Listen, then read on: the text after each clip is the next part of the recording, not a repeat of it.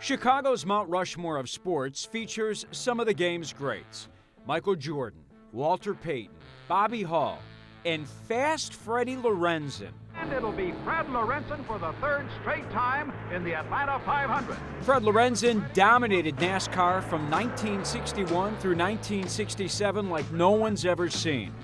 Today in his hometown of Elmhurst, their historical museum is honoring their prodigal son with On the Road to Glory, featuring Lorenzen's illustrious career. Hall of Famer Bobby Allison alongside his good friend to celebrate the exhibit. He started out as a poor boy.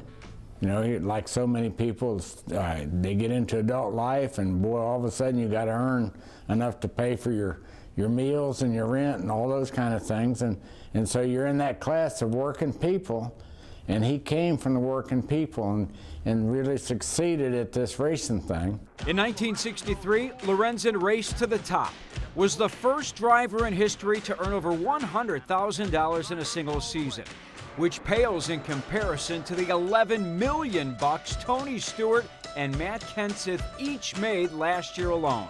That's a lot of money. We worked hard to get them that much money to run for, didn't we? Yep. In '64, he won 5 consecutive races and took the checkered flag in 8 of 16 races he competed in. How did he do it? Chassis. Getting the cars right. It doesn't take much to make it go. '64 may have been his greatest season, but his most painful as well. He watched his close friend Fireball Roberts involved in a crash that eventually claimed his life. Took the whole sport. He was king, and I was right behind it when it happened.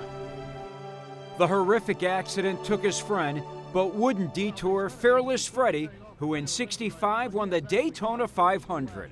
Fred, you waited 6 long years. Congratulations. Well, I just never thought I could do it. Fred Lorenzen was the first driver to win at all 5 of the super speedways back then: Daytona, Rockingham, Charlotte, Atlanta, and his toughest track, Darlington. Oh yeah, Darlington. Why? Hardest racetrack I've ever raced on. But Darlington wasn't his favorite. The Elmhurst Express loved having the home field advantage on the racetrack inside Soldier Field. Long straightaways, short corners, and I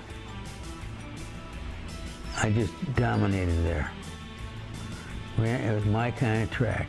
Every track seemed like Lorenzen's kind of track. His car always ran itself. Lorenzen made it look so easy, which hasn't been the case in his drive to get into the NASCAR Hall of Fame.